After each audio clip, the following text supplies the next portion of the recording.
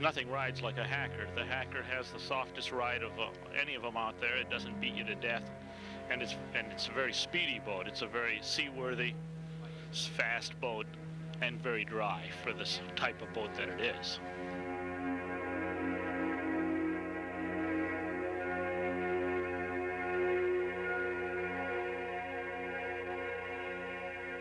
Mount Clemens is really where the Hackers were born. They were only born a couple thousand feet from where we stand, and that's where John Hacker built his plant, probably in 21 to 23. I'm not sure exactly when, but that was probably he was probably one of the foremost designers of his time, like I said before, and he employed quite a few people in Mount Clemens. I think in the heyday they had almost 100 people working there at the plant. I think Mr. Hacker came many, many years before his time, and as you see the boats on the water and see them in displays, I don't think anything as beautiful as that, and we are very proud of it, and make me twice as proud because it is from Mount Clemens. People who live in Detroit, who is associated with the automotive industry, they buy cars because they love cars. We love boats in this area, and if you would go to the lake and the rivers here, you'll find more boats than any place in the world. I became involved with the Mount Clemens area here many years ago, and our organization tries to preserve and provide some historical interest in antique boats, and Mount Clemens is one of the areas that has a long history of boating.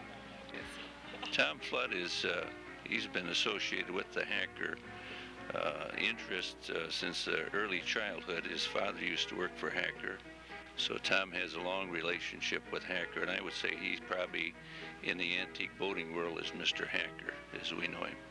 Leo Flood was my father. He started with John Hacker in 1925. He came over from Canada after the town burnt. He was a school teacher up in northern Canada, and he ended up in Mount Clemens to see his brother in 1925 and never went back to teaching. He ended up with John Hacker, and he became Hacker's purchasing agent, and he was with the Hacker Boat Company until 1937, or 1957, excuse me, when they closed. John Hacker was one of the foremost designers in his day. He was probably ahead of all the designers. He and George Crouch, were probably the foremost in designing at that time. The oldest boat that I have that is a real Hacker is a 1929 29-foot Hacker. It's undergoing major restoration right now. I hope to have it ready next year for the boat show. It should be close to being finished by then. It had a Sterling petrol engine in it, which is what they used to call the 6x6s. 6-inch piston, 6-inch stroke. It developed 200 horse, and it pushed the boat about 41 miles an hour. I have not located an engine for it, but I'm working seriously at trying to find the engine. The next boat that I have is a 1937 21-foot triple cockpit Hacker. It looks like a miniature Flash that you can see here on display today. That boat had a Kermath engine in it, and I still have the original engine for it, although it's not in the boat right now. I put modern power in it because I use the boat in Florida, and that's where it's been staying in Florida for the past few years. The next one I have is a 1950 26-foot Hacker. That is a 26-foot sport utility, and it had a V12 Scripps in it. Now it's powered with a 440 Chrysler. The Scripps was out of the boat when I found it in Maryland about 7 or 8 years ago. Then the last one that I did is a 1920 to 21 replica of a Hacker hydroplane. It's a double-stepped hydroplane that we were going through some of John Hacker's archives, and we found the design in it. We ended up building 3 hulls. They were built by Steve Van Dam up in Harbor Springs. Now he is in Boyne City. He has since then moved. But Fred Ford, who's a naval architect, owns one. I have the 3rd one, and then a fellow in Boyne City owns the 2nd one. That boat is a very interesting boat. On the plans, we found that he had written Gold Cup Junior, and at that time, Hacker was trying to get a smaller class of Gold Cup boats together, and he designed several different Gold Cup Juniors at that time. One was maybe that it's in the brochure. That's an original boat that was designed in the 20s as well. And that boat was on display in Clayton here, in August at the Speedboat Regatta. Then that's basically all the boats that I have right now. My wife says I have too many, but God have it.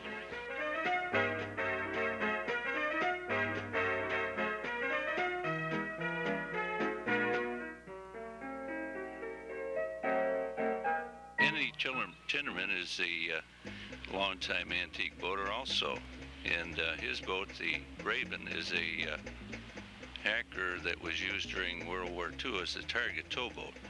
And Henry has done a superb job in restoring it into something that he enjoys as a customized boat.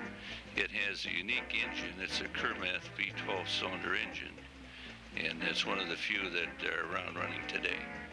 Well, Raven's a 1943 target towboat manufactured by Hackercraft during the war. And after the war, some of the hulls that were left were modified, and mine happens to be a commuter model. And I believe there's one other hull left that is as a runabout model.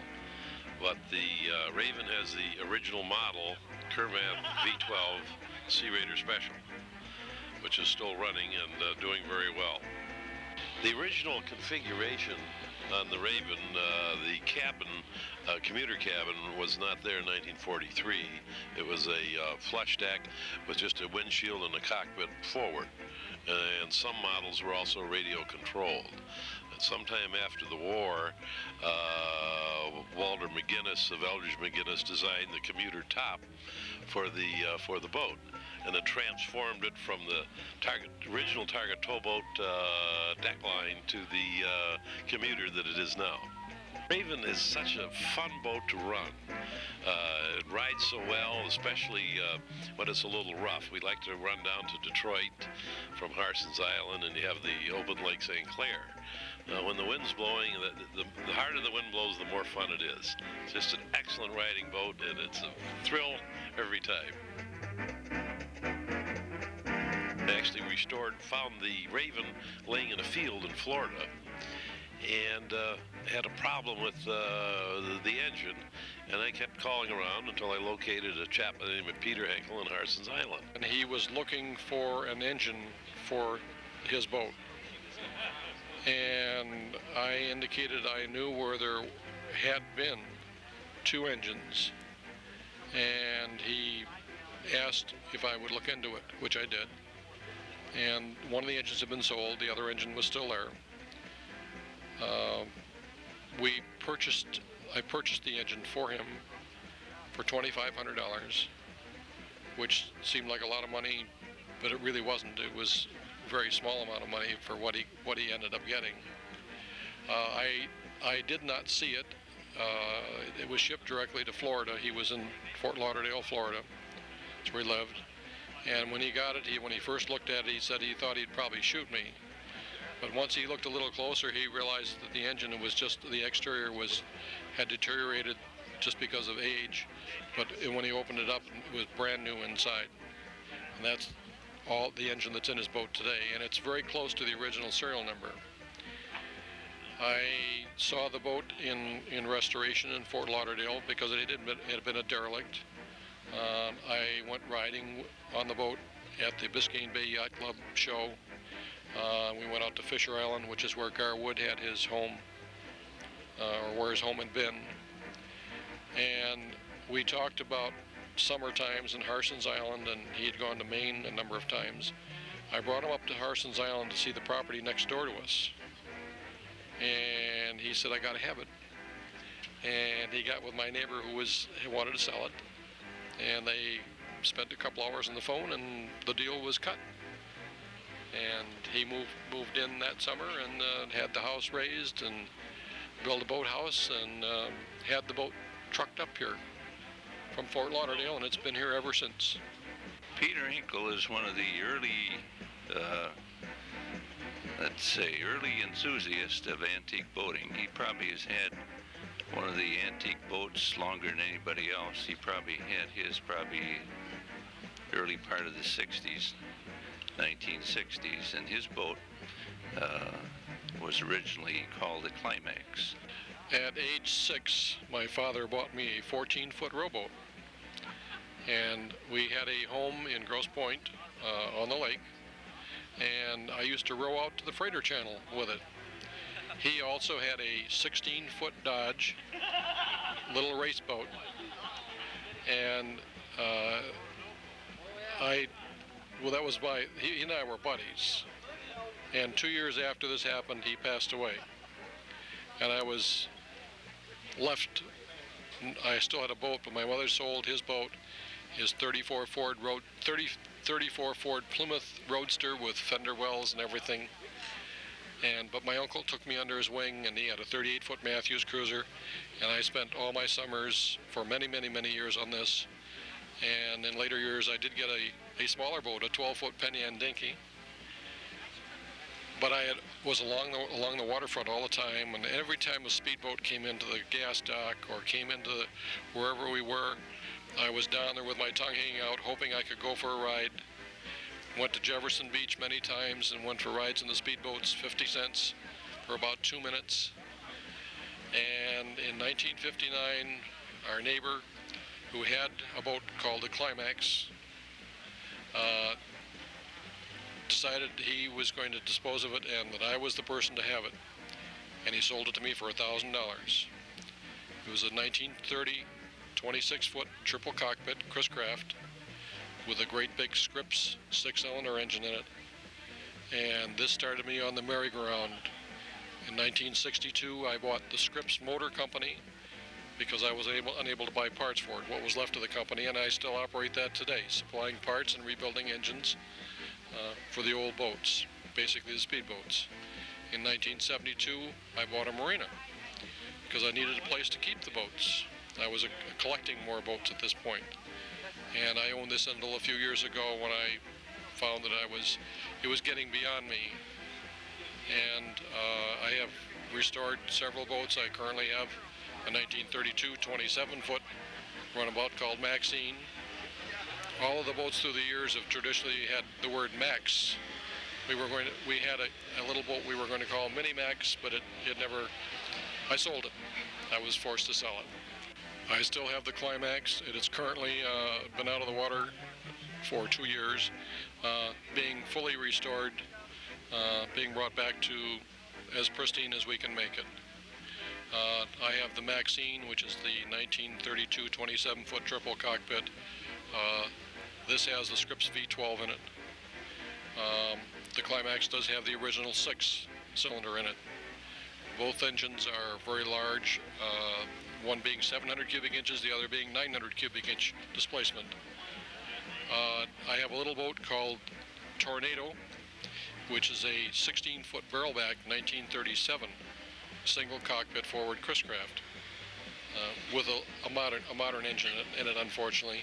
But the original engine would have made it a slow boat. This one makes it she'll keep up with all the big boats now, as long as the water isn't too rough. I have in the background a 1909 Speedway launch with the original 2-cylinder engine in it. It's been in a barn for 20 years. And I hope that I can finish this boat, because I think this would be really the sort of boat to come up the river with here. Varnishing is probably the thing that really turns me on, because you lay that varnish on and you turn this kind of frosted piece of wood into a glistening, gleaming, flowing puddle of beauty.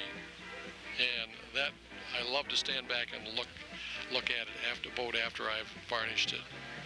I think perhaps it's probably more fun working on the boat than it is going for a ride in it sometimes, because the ride is really almost the same all the time.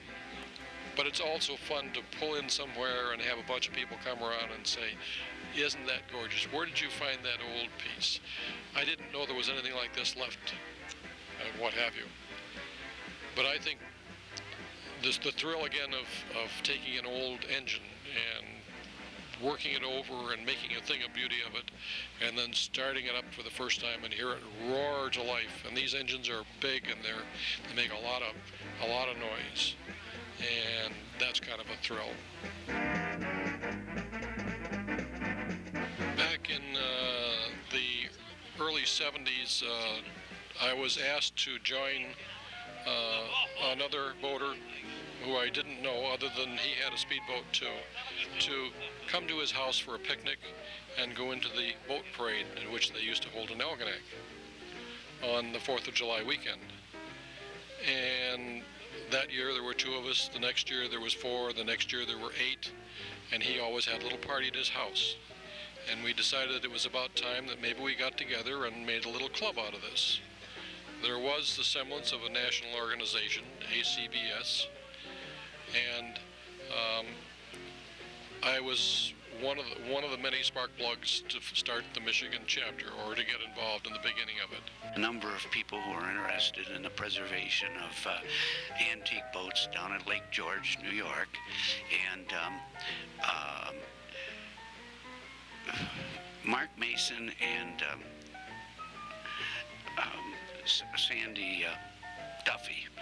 Sandy Duffy and Steve Moore were quite knowledgeable about what they were doing at Lake George, and they brought the concept here, and they told Peter and I about it, and so we gathered a group of people together, and the Boat Society founded a Michigan chapter. It was probably about 1976. That's just a guess if I to remember back. But the main philosophy is to encourage the preservation of antique boats and the enjoyment of boating with them. Our organization is purpose is to restore and provide interest in antique boating. We also are family oriented. We'd like to assure that the family unit is still interested in boating. We are historians. We try to educate as many people as possible. We have done a lot of interest in our books that we've helped, let's say, create, and also try to help people find parts, get boats back to their originality. But the organization, the Antique and Classic Boat Society International, started out about 1976. Our chapter was about late 1977, early 1978. We have the largest chapter in Michigan. We have 40 members. In the national, there are 35 chapters, and we being the largest here in Michigan. And of course, we have all the nice water here in this state, so we like to take advantage of it. A lot of people with antique cars and what have you, they take them to shows and they don't really do a lot with them. With the antique boats, we use them. I'm a little too old now, but I used to go water skiing behind this boat all the time. We used to go out for picnics. We used to go, when we lived in Detroit, go out to Peach Island and with a picnic dinner, come home from work and take the boat on out, have a picnic supper on the boat, go swimming. It was a family activity, just like almost any other boat. And you just were a little more cautious of how you took care of it. I can remember tying up at the Harbor Bar in Detroit one time, and somebody reached over, I'm not sure why, but took a beer bottle and dropped it right on the deck of the boat. And of course there were so many people there, I had no idea who did it, but I was kind of shook up because it put a big dent in the deck of the boat. But we used to get up Sunday morning and go to the Harbor Bar, which I'm sure you don't remember, but they serve beautiful blueberry pancakes there on the Detroit, over the river, the second deck overlooking the water. And it's been a disappointment to see a lot of the restaurants along the water close up, because it's always fun to go out to dinner in the boat. We have an old steamer. It's not mine, it's one of my customers. We'll take 15 or 20 people on the boat, and we'll sing. Somebody will bring a musical instrument along, a ukulele or whatever, and we'll go down the river in the evening. Everybody's singing and having a good time, blowing the whistle, and it's really something. I hope that perhaps he will have the boat running and come up here next year, because it'll be something to come up the river. He'll attract more attention than anybody, I think. We have Sherry Nelson, and Sherry has done a super job in organizing the event here locally. In addition to 70 or 100 classic and antique wooden boats on display, we're going to have a nautical art fair. We're going to have musical entertainment both days of the show. We will have a fashion show. The YMCA is going to be putting on a rowing regatta. The Mount Clemens Downtown Development Authority is going to be putting on a classic car display to showcase some cars from the same slice of life that these boats will show for us that you've been seeing today. Everyone in the city is just really excited about the prospect of us having this show, and one of the reasons is we have the Hacker Boat Company just 2 minutes from the show here, and that's where John Hacker began in the early 1900s building wooden boats that are today still first in their class. And we're going to celebrate that with our first show. The Home of the Hackercraft is the theme of the show. Our chapter is the largest chapter in Michigan out of all of the chapters in the United States and Canada. And we're just delighted to have this area down here. It's so perfectly set up for our boat show that's coming down. Most of our boat shows run, Port Huron, Algonac, St. Clair, and we're very happy to have this new facility and this new show to add to our schedule for next year. We're just excited about all the things that are going to be happening around with it, the boat show, not just the antique boats, but the art galleries, the food, the car shows, everything else that's going to help draw people to help appreciate our boats and those that people have taken so much time to refinish. The Hacker Boat Company, of course, is located, or was located, just downstream from us here, about a mile. And this is the home of Hackercraft, and has been for many, many years. And I think the bringing the antique boats and the hackers, as many as we can get, back to their original birthplace is a wonderful thing. In fact, my boat, when it went by the Hacker plant this morning, was the first time, I believe, it has been by it in 49 years. If it's wood and it floats, it's good. But all the wooden boats and the classic boats, the Chris Crafts, the Garwoods, they were all from the same generation. And a lot of them were designed and taken off of Hacker and Crouch designs, and that's how they really came about. It's not a male bonding thing. There is a lot of camaraderie here. There are people here that have just enough money to own a boat, and there are other people that are presidents of companies and what have you. I talk to people of all statures, and we're all basically on a par when we're in the boating activities. We socialize together, and there is no snobbery, what have you. This is a good thing to bring people together. And it's something that you don't have to have a lot of money to do. If you want a big boat, it can be, but these are things that you can do yourself. In other words, a lot of people, there's a lot of stuff with cars and what have you that you would have to have done. But with the boats, the woodwork is much easier. It's much easier to do a lot of the woodwork.